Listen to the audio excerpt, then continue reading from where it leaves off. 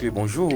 Bonjour Lukman Routio, bonjour à tous. Ousmane Tinola, bonjour. Bonjour Lukman Routio. Et après un moment d'arrêt, retour aux anciennes pratiques, on peut le dire, sur le fleuve Niger, le trafic semble reprendre de plus belle. Oui, Lukman Routio, effectivement, quand on constate, sinon quand parfois même c'est les populations elles-mêmes qui vous rapprochent, comme quoi est-ce que probablement ça a été lancé, Oui. le trafic. D'autres s'inquiètent, d'autres se demandent, bon, si ça a été lancé, que c'est la radio qui devait l'annoncer officiellement, donc on vous rapproche parce qu'ils ont peur. Est-ce qu'effectivement ça a repris? Bon, est-ce que les autorités de l'autre côté, en l'occurrence le ministre de l'Intérieur, a lancé? Ils se posaient des questions. Nous, on a dit, bon, pour le moment, on ne sait pas. Mais il faut noter que dans le rang de certains, il me semble qu'ils disent que ça a repris. Mais comment ça se passait pour que ça reprenne, que les voix officielles ne soient pas informées? Bon, on ne sait pas encore. Mais nous sommes en train de nous battre quand même pour voir si probablement ça a repris. Mais il faut noter que quand même, d'autres confient que ça a repris, hein, sur le terrain, que ça a repris. Mais moi, je me pose la question si c'est vraiment ça. Ça n'a pas été la décision du gouvernement parce qu'on sait que jusqu'à l'instant T, jusqu'aux dernières nouvelles reçues, c'est qu'il est formellement interdit le trafic sur le feu parce que rien n'a été encore dit officiellement. Oui, Ousmane Tinola, il y a quand même des pratiques officieuses en attendant sans doute une note officielle pour lever cet embargo. Ce fleuve blanc, mais officieusement, oui, ça passe visiblement en tout cas. En tout cas, visiblement, quand nous regardons autour de nous, on peut tout de suite dire que bon, ça a repris sans note parce que moi, je collabore trop avec les Nigériens. Bon, je vois ces Nigériens-là qui vont, qui viennent. La frontière est fermée. Il n'y a pas d'aéroport, il n'y a rien. Ils passent par où? Je me pose la question. Et bon, il y a d'autres... Malanville, effectivement, on n'a pas de piste d'atterrissage. Voyez-vous, donc j'ai essayé de demander à ceux-là qui sont proches, qui vont et qui viennent, comment ça se passe. Et ils m'ont dit que vraiment, c'est pas ce fleuve-là. Bon, moi, je me suis posé une question, je me suis demandé comment, est-ce que c'est officiel? Parce que moi, je n'ai pas appris. Je n'ai appris nulle part où ils ont dit, bon, ça est, mais le constat, c'est que ça bouge sur le terrain. Oui, ça bouge. D'ailleurs, j'ai pu remarquer personnellement, en plein cœur de la ville, des tricycles qui circulent avec des bagages, des sacs de voyage en direction des, comment vous les appelez, des arrêts bus, et aussi en prenant pour départ les embarcadères ou alors à destination des embarcadères, vice-versa. Donc cela sous-entend que quelque peu le trafic, en tout cas, ce sont des éléments illustratifs de ce que quand vous allez aussi, c'est bien animé. D'ailleurs, vous étiez sur le terrain hier, Ousmane. Oui, on était sur le terrain hier et franchement, il y avait du mouvement et je me suis rapproché d'un policier pour demander est-ce que réellement les trafiquants ont repris. Et ce dernier m'a confirmé, il ne m'a pas confirmé, il m'a dit que les trafics n'ont pas repris. Si je vois quelqu'un dans ces bacs-là, c'est que ces personnes-là sont peut-être dans les villages d'à côté, les villes Kochi, oui, Tunga et autres. Mais peut-être oui, ça peut être oui, effectivement le justif pour pour ceux qui vont au Niger pour se faire passer pour des gens qui vont dans des villages environnants alors qu'ils ont une autre destination. Sinon, le policier a dit qu'ils sont là pour renvoyer ceux-là qui veulent traverser, mais qui regardent les visages et ils demandent là où la destination de ce dernier et que si la personne ne veut pas aller dans le Niger et on l'accorde dans le petit village. En tout cas, à voir l'affluence sur le terrain, moi je me suis dit, bon, il m'a dit pour lui, hein, mais dans mon cœur je me suis dit, est-ce que parce que l'effectif de ceux qui étaient là, en tout cas... Oui, on se demande, bon, malheureusement, il n'y a pas une inscription sur le visage, sur le front de quelqu'un, comme quoi il est de telle nationalité, il est voyageurs à destination de telle localité. Donc, on ne pourra véritablement pas faire le distinguo. Et de tout ça, Bruno Gakli, l'inquiétude, c'est la montée des eaux. Oui, ces derniers temps, c'est la montée des eaux. Et l'inquiétude qui plane aujourd'hui sur tout le visage, c'est cette montée des eaux qui est appelée, qui est parlée, qui est en tout cas justifiée par-ci, par-là, par les uns les autres. Et je pense que c'est le moment plus que jamais de lancer toujours des appels à l'endroit de ces bacs, que ce soit motorisés ou bacs mécaniques sur ce fleuve-là. Bon, pour l'heure, on apprend que c'est les personnes, bon, que ça passe ou ça ne passe pas. En tout cas, nous allons mener nos investigations pour voir, pour constater sur le terrain si effectivement, si le fleuve est ouvert pour le voyage Gaïa, Niger et Malanville ou Malanville, chose. En tout cas, nous allons mener plus nos investigations malgré la descente du terrain, sur le terrain de nos reporters. Mais bon, ce sera l'occasion parce que on apprend que la rentrée gouvernementale, c'est pour le 2 septembre prochain. On aura aussi Léon Dongbeyi qui, on se dit que c'est peut-être ces moments de repos, il faut le laisser se reposer. Voilà. Et je pense qu'il faut commencer par le titiller pour avoir les vraies informations du palais de la Marina, savoir réellement si le quitus est donné du côté de Cotonou. Voilà, c'est très important. Je pense que l'information, il faut donner la vraie information aux populations et c'est ce que nous faisons. On ne doit pas créer l'information sur pourquoi je dis, n'eût été la descente de nos reporters sur le terrain, nous allons encore nous-mêmes nous diriger sur le terrain pour vérifier l'effectivité de l'ouverture du trafic fluvial. Est-ce que c'est réel? Qu'est-ce qui se fait? Parce qu'au-delà de tout, le pont est toujours hermétiquement fermé. Voilà, la frontière est dite toujours fermée. Donc, en tout cas, les investigations vont se poursuivre certainement dans les tout prochains jours ou dans les tout prochaines heures. En ce qui concerne ces personnes-là qui, du Caire, je dirais, des embarcadères vont dans les petits villages, que ce soit Tonga, etc., je pense que c'est le moment de leur notifier que effectivement, il y a la montée des eaux. Et quand on parle de montée des eaux, il faut la prudence. Même le piroguier, on dit très souvent que toutes ces personnes qui se retrouvent dans un bac ont les mêmes réflexions. Le piroguier, en prenant son pagaie, en flottant l'eau, il se dit, et si ça chavire? Celui-là qui est aussi dans cette bac dit, et si ça chavire? Toutes les personnes ont les mêmes réflexions. Ça voudra dire que vous ne savez pas nager, il ne faut pas rentrer dedans ou il faut savoir bouger. Quand vous n'avez rien à faire dans la ville, quand vous quittez votre village, restez au village. Bon, c'est pour la plupart des personnes qui sont habituées à l'eau.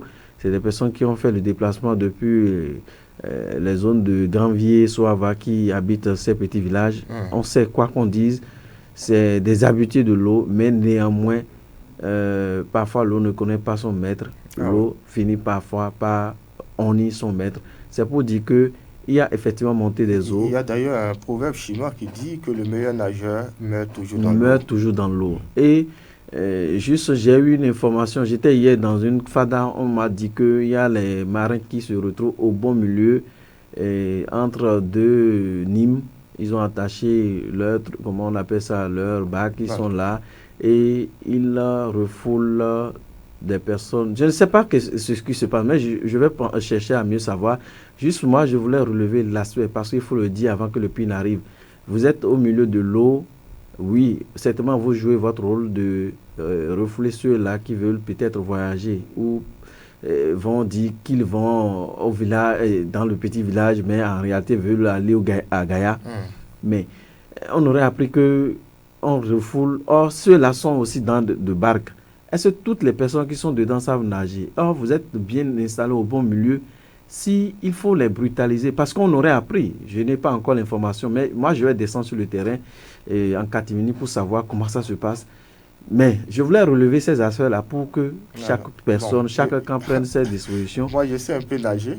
j'ai un peu des astuces. Non, Donc, là, je vais m'emparer d'une bac et puis on va essayer de transiter par là pour voir ce que ça va moi, je ne donner. vais pas monter à bord. Je ne sais pas nager. Oui, Bruno, Bruno a visiblement, en tout cas, J'ai peur. la trouille. Oui, j'ai peur. Vous savez, nager, ça ne suffit pas. Non, oui. Ça ne suffit pas parce que l'eau tue soyez le poisson. Ah, Le poisson est né dans l'eau. mais Cette eau-là. Soyez rassurés quand même, j'ai des aptitudes. Oui, ne vous en faites pas. En tout cas. Donc, Lukman Ocho, oui. c'est justement pour relever cet aspect-là. Il va falloir que ces marins qui se retrouvent très souvent au bon milieu là pour régulariser, je ne sais pas qu'est-ce qu'ils font là pour régulariser, mais ici il ne s'agit pas sur la terre ferme, mais il s'agit dans l'eau.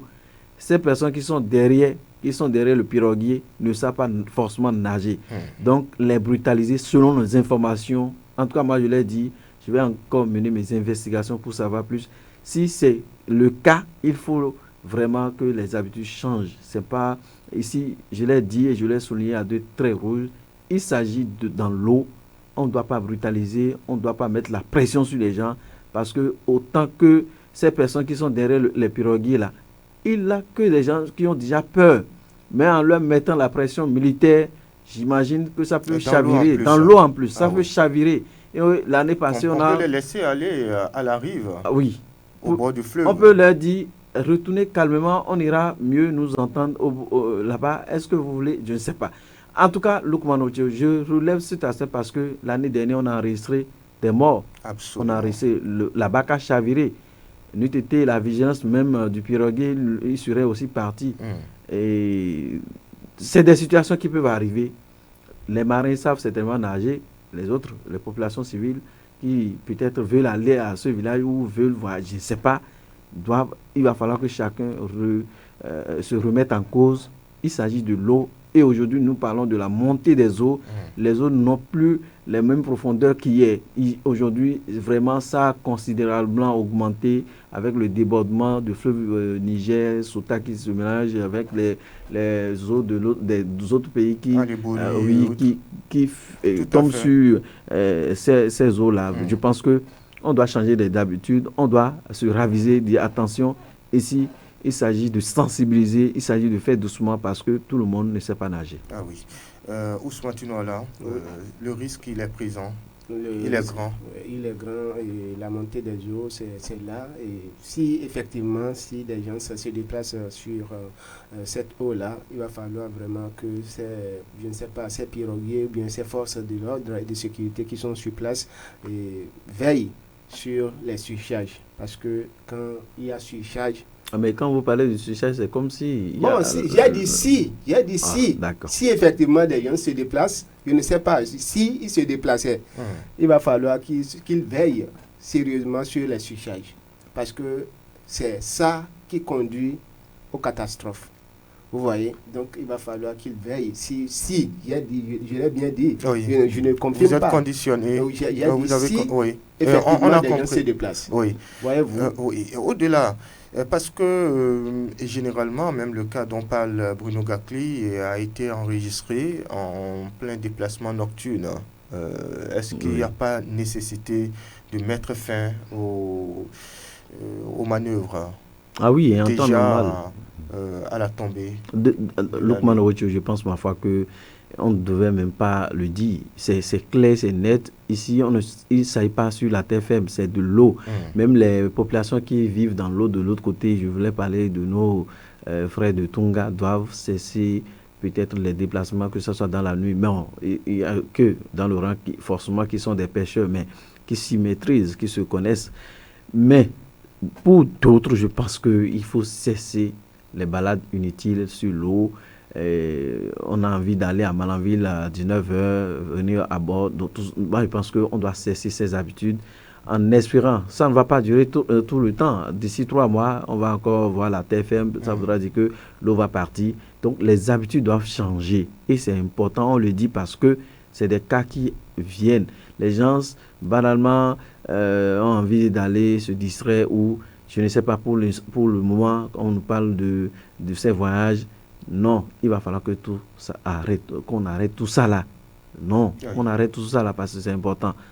Pas de voyage sur la nuit si entre-temps il avait de voyage. Pas de balade sur le fleuve entre-temps si les populations tardent. Mais je ne pense pas qu'il y ait qu'il y ait un marché de nuit ici à Malanville. Qu'on dise que les gens sont allés au marché, c'est qu'ils retournent à la maison. Non, je ne pense pas. C'est au sud qu'on a les marchés de nuit. Je ne sais pas. Oui. Donc, quand vous parlez en ces termes, mes pensées vont à l'endroit des populations, des habitants du village de Kochi qui n'ont pas un centre de santé et qui n'ont rien. En cas d'urgence, supposons une femme enceinte, que doit-on faire? oui, c'est très compliqué. C'est très compliqué. Et je pense que les pirogues, c'est là où on doit mettre Parce que la maladie ne à prévient pas. contribution. À tout moment, vous pouvez tomber malade. 1 heure, 2 heures, Ça, ou c'est vrai. 4 heures. Et il faut aller Dans un centre de santé. solliciter le secours Oui, c'est sûr pourquoi je des agents dis, de santé. c'est le moment plus que jamais de lancer cet appel à l'endroit des pirogues qui doivent vraiment mettre à contribution leur expertise en matière de navigation sur l'eau. Ils doivent être à l'écoute des populations qui viennent peut-être solliciter leur service pour telle ou telle raison. Et ils doivent aussi penser à ne pas, parce qu'ici il s'agit des populations de Kochi. Si vous allez vous ravitailler à Malanville et vous voulez rejoindre votre village Kochi, je pense que vous avez assez de bagages, il va falloir que les pirogues aient cette lumière de dire attention, ça dépasse mon barque, je ne vais pas accepter.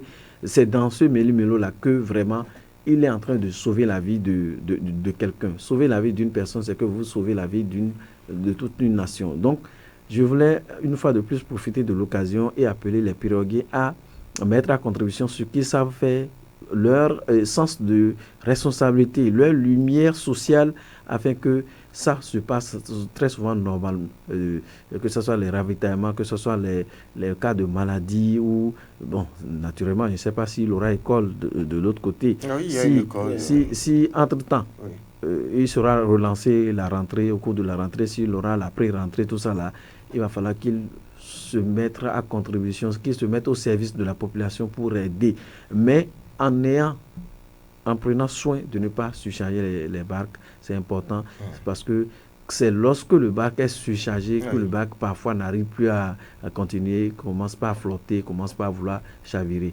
Et c'est des pertes d'envies humaines qu'on enregistre. Et forcément, le piroguier va essayer de vouloir sauver certaines personnes, il pourra le faire, et dans le même temps, certaines personnes vont partir. Ou pourquoi pas lui-même.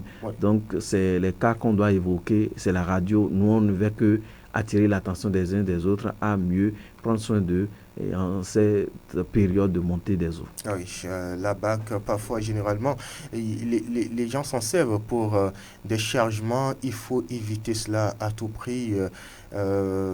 Ousmane Tinouala, il y a une pensée à l'endroit des habitants de Kochi en ce moment. Oui, parlant de ces habitants de Kochi, il faut le dire, ces habitants vraiment courent beaucoup de risques, parce que vous l'avez signalé, quand la maladie ne prévient pas, et quand ça vient dans la nuit, vraiment, c'est pas facile, puisque aller à Kochi aujourd'hui, c'est traverser plusieurs cours d'eau.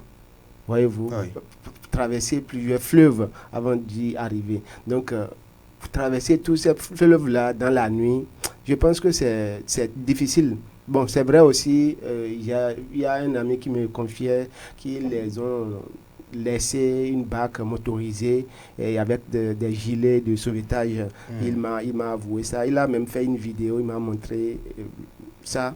Et franchement, bon, peut-être avec ça, si les citoyens ont des problèmes dans la nuit, si ils contactent ce dernier, peut-être qu'il peut, en tout cas, sauver. Il peut faire quelque chose. Sinon, si ce n'était pas vraiment ce cas-là, ils sont dans le danger. C'est vraiment difficile pour eux. En tout cas, prudence. Oui, prudence, c'est l'occasion aussi, je ne cesserai de lancer cet appel à l'endroit aussi des autorités. Absolument. Parce que le point focal, risque catastrophe de la mairie, disait qu'il y a des comités qui sont installés dans ces petits villages où les populations sont installées sur le nid du passage de l'eau. Qui a ces comités qui travaillent. Mais néanmoins, au-delà de ces comités de veille qui doivent travailler, je pense que les autorités doivent former des comités pour descendre sur le terrain, pour mieux sensibiliser lorsqu'il s'agit de la voix de l'autorité, je pense que les populations aiment mieux écouter.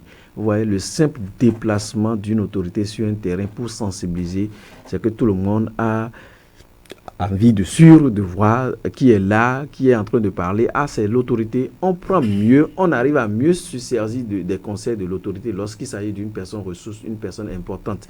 Donc, c'est pourquoi moi, j'en appelle à ce qu'elle se déplace vers les populations pour mieux les sensibiliser. Surtout ce qui est risque aujourd'hui, parce qu'on le dit, on ne le souhaite pas, on ne veut même plus enregistrer ces cas de noyade ou de tout ce qu'on enregistre. Derrière ça, nos petits frères, je veux nommer les talibés, qui vont chercher les herbes. C'est le moment de leur dire attention. Si déjà vous, en tant que citoyen, vous rencontrez ces enfants-là, le petit couteau, un sac à la main, le petit couteau, on pourrait quand même, bon, c'est le sens d'aller chercher l'argent, mais on pourrait quand même leur dire de retourner, parce que c'est de votre simple geste, vous sauvez toujours de vie. Ces petits, on le sait, il y a pas plus que 2 mois, j'étais dans une concession où un petit allait chercher les herbes comme ça, il est parti dans l'eau. C'est aussi l'occasion d'appeler les parents de ces enfants ou les alphas qui conduisent, qui ont la maîtrise de ces enfants, de leur dire attention, c'est le moment où nous avons appris à la radio. C'est ce pourquoi je dis, quoi qu'on dise, la radio a existé. Moi, je n'étais pas né, la radio a existé. Et la radio va toujours demeurer. Quoi qu'on dise, la radio a toujours un rôle à jouer. Forcément, quand vous écoutez dans la radio, il y a quelque chose que vous tirez pour améliorer votre vie sociale. Vous voyez, quand parents aujourd'hui, soit à l'écoute, qu'on leur dise, quand les enfants vont chercher les ailes, il faut leur dire attention. Aujourd'hui, on a appris qu'il y a la montée des eaux. Attention, n'allez pas. Hier, j'ai vu sur les Farca ou bien les Farca, je ne sais pas, il y a ils ont Farca. Bon, c'est ça, moi je peux même utiliser pour faire mon mariage. Mon 10e mariage. Donc, il faut interdire à ces derniers d'aller au fin fond de l'eau pour aller chercher les herbes. Oui. Parce que il y a vraiment montée des eaux. Quand vous entrez déjà à l'entrée de Malanville, vous voyez, on ne voit plus des herbes. Tout est l'eau. On dirait qu'on est, je ne sais pas, on dirait c'est la mer, je ne sais pas. Donc, franchement, que ce soit les jeunes, les citoyens malanvillois, attirer l'attention de toutes les personnes qui vont vers l'eau. Il y a aussi ceux-là qui cherchent le sable. Je ne sais pas si c'est vers là, mais je focalise mon regard sur les enfants qui vont chercher l'herbe. C'est pour de l'argent, mais au-delà de chercher de l'argent pour 200 ou pour 1000 francs, on va perdre sa vie. Je ne pense pas que ça soit une bonne chose. Vous appartenez aux parents et vous appartenez ainsi à l'État. Et c'est pourquoi nous jouons notre rôle. Attention, attention, attention encore. Il y a montée des eaux. Prudence à nos frères et parents qui habitent le quartier Harubanda. La SBE doit jouer leur partition. Il faut que la SBE, à l'instant où nous sommes en train de parler, qu'il veille à peut-être couper les compteurs de l'autre côté pour qu'il n'y ait pas risque d'électrocution. Lukman Oritio. Ah oui. Effectivement, parlons de ce quartier-là, Harubanda, effectivement, les fils électriques, avant-hier seulement, j'étais dans une pirogue et on allait dans le quartier. Vraiment, j'ai vu des fils dans l'eau. Ah oui. Et vraiment, ça m'a fait un tic. Ça m'a fait peur. Je me suis posé plusieurs questions. Heureusement que vous n'êtes pas retourné. Non, je ne suis pas retourné. Bon, comme je suis un habitué, je suis habitué à ce quartier-là. J'ai vu ça à plusieurs reprises. Ce n'est pas pour ma première fois, mais ça m'a fait peur, sincèrement. Dans l'eau. Et ces fils-là, je suis sûr que ça contient de l'énergie électrique. Ils ne sont pas isolés.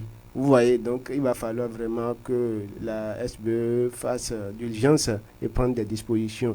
Parce que si on se dit, on demande à la population de le faire, vous savez, comme l'a dit quelqu'un hier, un citoyen, il a dit que les gens sont têtus. Voyez-vous, il y a des gens vraiment qui vont se dire, bon, en tout cas, on va voir ce que ça va donner. On attend toujours. On attend ce que ça va donner. Et si on attend toujours, un jour, on risque de participer à quelque chose de mauvais. Donc, il va falloir que chacun prenne, que tout le monde se donne pour que nous n'assistons pas à je ne sais pas, à des conséquences néfastes de cette pratique-là. Ah oui. C'est l'heure de découvrir à présent la une des journaux, le canard paru dans notre rédaction et ses fraternités qui s'installent en premier titre en manchette ce matin. Rentrée scolaire 2024-2025, la course aux fournitures, la bourse en souffrance, écrit en manchette le journal qui cède sa place au quotidien, l'économiste.